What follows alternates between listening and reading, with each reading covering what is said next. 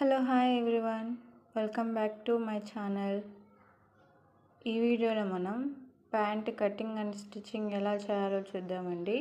Part వైజ్గా అయితే divide చేశాను. Cutting part 1, stitching part 2 లాగైతే. ఇప్పుడైతే మనం ఆల్తి ప్యాంట్ అయితే తీసుకుందామండి.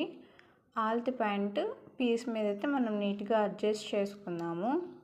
ప్యాంట్ లెంత్ మనకి ఎక్కువ ఉందనేసి 1.5 ఇంచ్ అయితే తగ్గించమన్నారండి కస్టమరు. సో ఇప్పుడైతే మనము ప్యాంట్ లెంత్ ఎంతైతే ఉందో అందులో 1.5 ఇంచ్ అయితే మనం మైనస్ చేసుకోవాలి. ఇప్పుడు ప్యాంట్ లెంత్ సపరేట్ వస్తుంది, మనకి వెస్ట్ అయితే సపరేట్ వస్తుంది కదండి. ఇప్పుడు మనమైతే ప్యాంట్ లెంత్ మెజర్ చేస్తున్నాము. నాకు ప్యాంట్ మెజర్ వచ్చేసి కరెక్ట్గా 33.5 అయితే ఉందండి. మనకు 1.5 ఇంచ్ మైనస్ చేసుకోవాలి కాబట్టి 32 తీసుకుంటే సరిపోతుంది. మనము కింద ఫోల్డింగ్ చేసి స్టిచ్ చేస్తాం కదండి, అందుకోసం మనం 3 ఇంచెస్ అయితే తీసుకున్నాను. కొంచెం బ్రాడ్గానే పెట్టమన్నారు, అందుకని. ఇప్పుడు పైన అయితే మనం హిప్ దగ్గర అయితే మార్క్ చేసుకుందామండి నీట్గా. మనం హిప్ దగ్గర 32 ఇంచెస్కి మార్క్ చేసుకోవాలండి. ఫస్ట్ మార్క్ చేసుకున్న తర్వాత స్ట్రైట్గా అయితే ఒక లైన్ వేసేసుకోవాలి. నీట్గా అయితే వేసుకోవాలండి. మనకి కటింగ్ బాగుంటేనే స్టిచ్చింగ్ కూడా నీట్గా ఉంటుంది. మనం ఇప్పుడు ప్యాంట్ షేప్ అయితే గీసుకుందామండి నీట్గా. ఇది 4 ఫోల్డింగ్స్ మీద ఉంది అండి పీసు. ఇప్పుడు మనం 2 ఇంచెస్ అయితే మార్క్ చేసుకుందామండి. మనకి ఇది కుట్లలోకైతే ఉంటుంది కదా,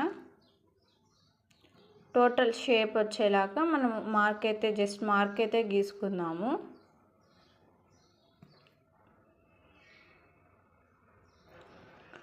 మనం ఇప్పుడు హిప్ మిడిల్ పాయింట్ అయితే మార్క్ చేసుకుందామండి. ఫస్ట్ మెజర్ తీసుకొని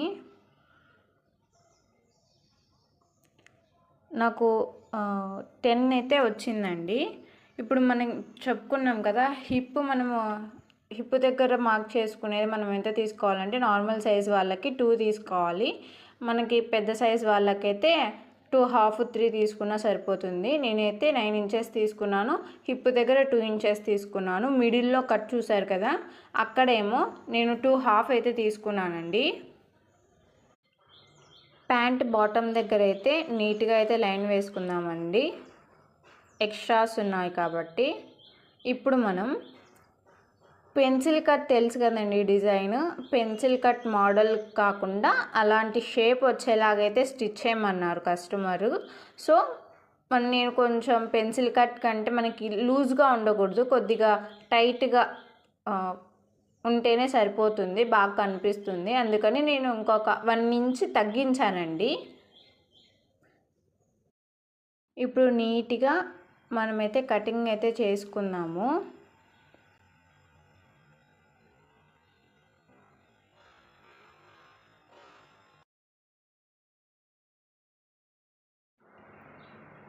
కటింగ్ నీట్గా ఉంటే మనం స్టిచ్చింగ్ నీట్గా చేయగలమండి. స్టిచ్చింగ్ అప్పుడు పర్ఫెక్ట్గా వస్తుంది, మనకి ఫిట్టింగ్ కూడా నీట్గా అయితే కనిపిస్తుందండి.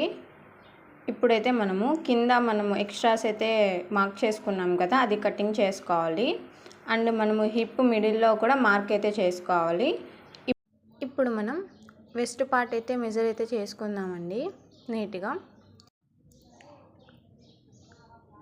వెస్ట్ అయితే నాకు కరెక్ట్ సైజ్ అయితే 20 అయితే వచ్చిందండి. ఇది 2 ఫోల్డింగ్స్ మీద ఉంది కదా, నాకు కరెక్ట్ సైజు 20 అయితే వచ్చింది. ఇప్పుడు నేను వెస్ట్ లెంత్ అయితే మెజర్ అయితే చేస్తున్నాను. పైన మనం ఫోల్డ్ చేయడానికి నేనైతే 2 ఇంచెస్ వదిలేసి మిగతాదైతే మెజర్ అయితే చేశాను. ఇప్పుడు నేను క్లాత్ మీద అయితే మెజర్ చేసుకొని మార్క్ చేసుకొని కటింగ్ అయితే చేస్తానండి. ఇప్పుడు మనం మెయిన్ క్లాత్ అయితే కట్ చేసుకుందామండి. మనకు వెస్ట్ అయితే 20 వచ్చేసింది, లెంత్ ఏమో 10 అయితే ఉంది కదండి. అలా ఇప్పుడు నేను ఇది 4 ఫోల్డింగ్స్ మీద అయితే ఉందండి క్లాత్. మెజర్మెంట్ ప్రకారం మార్క్ చేసుకొని స్ట్రైట్గా అయితే లైన్ డ్రా చేసుకుంటున్నానండి. వీడియోలో చూపిస్తున్న విధంగా మార్క్ అయితే చేసుకోండి మీరు మీ మెజర్మెంట్ ప్రకారం. ఇప్పుడు మనం మెజర్మెంట్ అయితే చేసుకున్నాం కదా, ఇప్పుడు నీట్గా కటింగ్ అయితే చేసేసుకుందాము. వీడియో నచ్చితే లైక్ చేయండి, షేర్ చేయండి. ఇలాంటి స్టిచ్చింగ్ అండ్ కటింగ్ వీడియోస్ కోసం నా ఛానల్ని సబ్స్క్రైబ్ చేసుకోండి. Thank you for watching.